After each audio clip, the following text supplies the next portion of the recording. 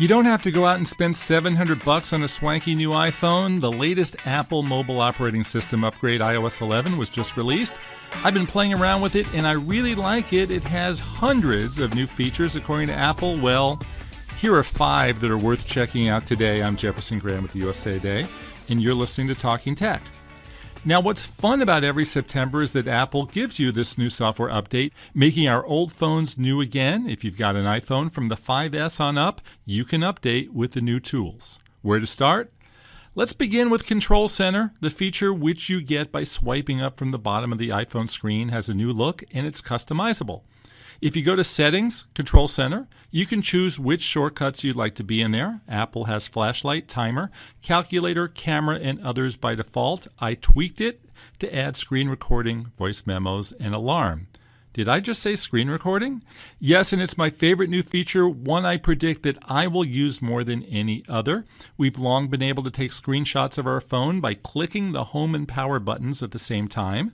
Now open Control Center, take a screenshot, and you can mark it up with doodles and underlines. Best of all, we can also do video screenshots. Expect to see a lot of them from gadget reviewers.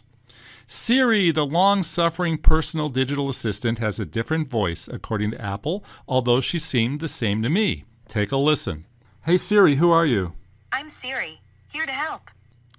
She can do more, however, and that's good.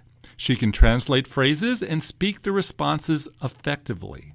When I asked her to tell me about tennis legend Billie Jean King, she went to Wikipedia and instead of saying, "Here's what I found on the web," this is what she said. Billie Jean King is an American former world #1 professional tennis player. King won 39 Grand Slam titles, 12 in singles, 16 in women's doubles, and 11 in mixed doubles. Now that's a vast improvement over the old way of just sending me a link. iMessage, the popular text program, has a new look, making it easier to find those new sticker apps for texting that were introduced in last year's iOS. Those ones sent you to a separate app store. Now there's a tab for the store within your message history along with the apps you like to use. In my case, that's stickers from JibJab and GuestBuddy, and even the Solitaire app. App Store. The App Store also got a major upgrade with less of a guide to hundreds of apps and more of a curated editorial look at what's new and hot. It's easier to navigate your way around and find some new stuff. Missing in action. 2 of the most awaited iOS 11 features did not make the cut today. Apple came up with a way for friends to pay their share of the pizza bill or rent money via the iMessage app. It's a cloning of the Venmo app.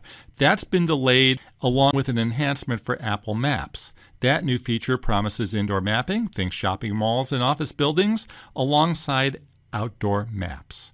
Additionally, many of the new iOS features are geared towards the iPad and making it more of a laptop replacement. We'll be back at a later date with a review of those features. To update your iOS, back up your device first and then go to Settings, General, and Software Update. You'll want to plug in your phone into power and Wi-Fi for the download, which, depending upon your connection, could take anywhere from 30 to 60 minutes. Let me know what you think of iOS 11. Look for me on Twitter where I'm at Jefferson Graham. You've been listening to Talking Tech. Don't forget to subscribe to the show on Apple Podcasts, Stitcher, and now Spotify. And please rate and review the show wherever you can.